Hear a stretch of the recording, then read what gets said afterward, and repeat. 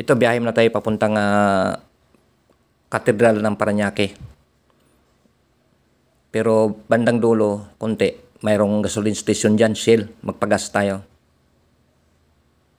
para tuloy-tuloy yung biyahe.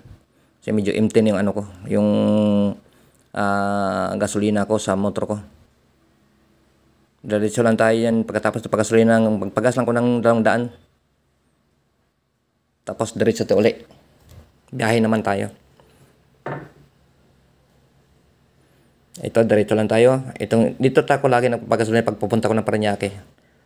Liko tayo bandang kanan, diretso lang uli yan. Yung mga nakamotor, yung makasabayan ko nakamotor, ang tutulin talaga nila, sa totoo lang. Bigla na sumulpot sa gilid mo, yan tutulin. Magbiglang, pag bakante, counterflow agad, sakali, ang tulin.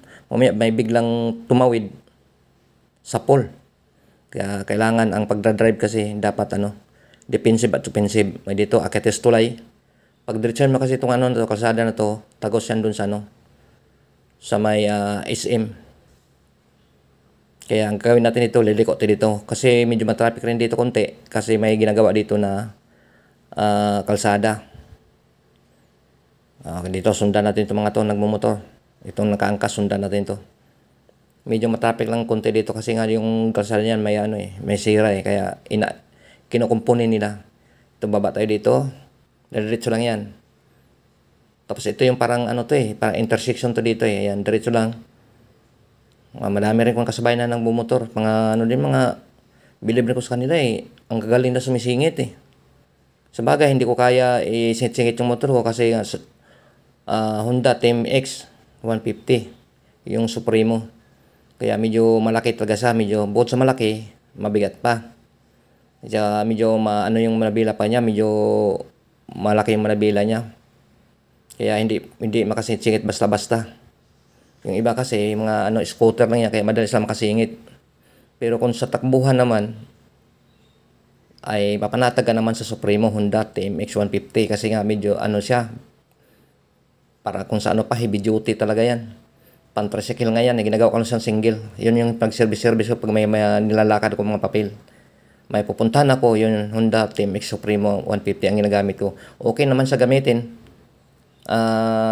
Komportable naman yun. Alang medyo pag matraffic, pag maneuver mo, medyo mabigat lang siya konti. Hindi katulad ng mga scooter na madali mo lang siyang maneuver. Pasingit-singit, kaya isingit-singit. Pero yung Honda TMX, yung nabila kasi medyo mahaba yung manabila niya, kaya hindi basta-basta makasingit-singit. Kung maliban na medyo may malakula konti yung daan, space, pwedeng makadaan. Pero ganun pa man, kailangan pa natin maging safety sa ating pagmaneho. Kasi mahirap na. Tulad yan, biglang sumay sa gilid mo, kung napaliko ka kunti doon, sabit yung brino mo, di bagsak yung dalawa. Kaya kailangan talaga na maging maingat din sa pagmaneho. Hindi rin basta-basta tayo harurot ng harurot. Masarap pa harurot ng harurot, lalo pag piga ng accelerator. Okay. Lalo pag tunog ng motor mo ang sarap pakinggan ng motor mo, tulin. Okay, pero ang problema, ang safety mo ay alanganin. Kaya kailangan pa rin natin sumusunod sa safety natin sa pagmaneho. Marating rin natin ang ating pupuntahan. Hindi naman tayo nagmamadali. Pero mas okay pa rin kaysa nagko-commute ka. Kasi mas matagal ka makarating sa pupuntahan mo pag nagko-commute ka. Pero mga ganitong ride lang na tamang ride lang na hindi ka nagpagkarira. Pag medyo bakante, harurot ka, medyo masikip konti, maraming masakyan, dandahan lang. Marating mo rin naman ang pupuntahan mo.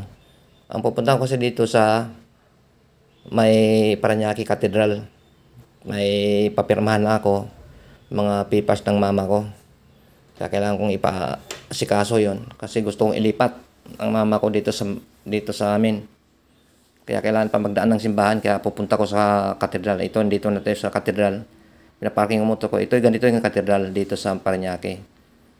Kailangan, ang problema lang dito, pag nandito na ako, hindi ko alam kung saan yung opisina dito. Kaya ang ginagawa ko, pumasok ako dyan sa loob. Yun, may pinasukan ng yun. Ito, pumasok ako dyan. Sumisilip-silip ako kung saan yung opisina. Pinasok pa rin yan, puntang ko yung loob na yan. Ganito kalawak ang Parañaque Cathedral. Yan, pinasok ko pa rin to. Tinitingnan ako kung saan yung opisina. Pero hindi pa rin ko nakontento. Sinisilip ko yung ano dyan, yung mga may mga pinto na bukas. Pero ang ano ko sa yung simbahan. Iba yung opisina ng ano, hiwalay yata dito sa may ano, sa simbahan. Sa loob ng simbahan, dito yung magdadasal ka, manalangin ka, ano mang hinihilingin mo sa buhay, dito yan. Kaya napaano, namangha ako kasi saan bang pinto dito? Wala talaga kong alam, wala akong idea kung saan talaga ba, saan ka banda ang opisina ng katedral ng Parañaque. Kaya ang ginagawa ko, pinuntahan kong pinto dito na ano, na bukas, yung may mga nagdadasal. Kaya napaisip ko, lumabas lang ako at pwede kong magtanong siguro doon sa labas kung saan talaga. Kasi ang mga tao dito, kung dito talaga sila lagi, malamang alam nila kung saan ang opisina ng simbahan. Ayun yung pinasukan gitna, laging bukas yan. Diretso mo dito, sa loob yan, simbahan na yan. Yung mga magdadasal ka, kung ano yung ano mo sa buhay, doon. No, ito yung loob ng simbahan at may mabutas, may ayan, ito. Puntahan natin to. Sisilipin natin kung anong mayroon sa loob. Baka dito.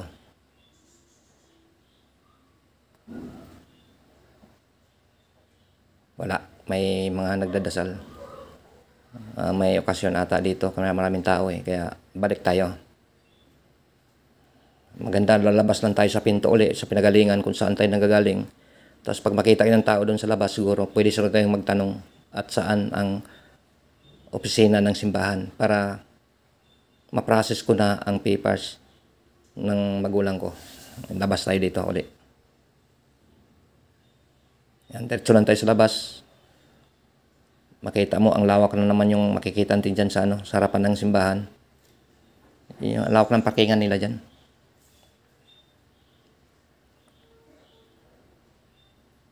Ayan, ganun kalawak yung parkingan dyan. Diba malawak siya? Pero malamang pag may okasyon katulad ng New Year, Christmas, malamang kukulangin tong parkingan na to. Sa daming magsisimba. Pero may natanong ko dito sa gilid na babae, sabi dito sa gilid, diretso ko raw sa kaliwa, tumbukin mo, yun yung opisina. Kaya puntahan natin. Yung putro ko nakaparking doon sa gilid, kaya dito'y natin, tapos kaliwa tayo. Yan, dito tayo, tapos kaliwa. Yan. Malamang ito yon, yung harap na yan. Parang iyon na yun, ang opisina ng simbahan. Parang yun na nga. Yun nga ang sabi niya. So hanggang dito lang ko, boss. Ito yung simbahan ng Parañaque. Hanggang dito lang ako, mga boss.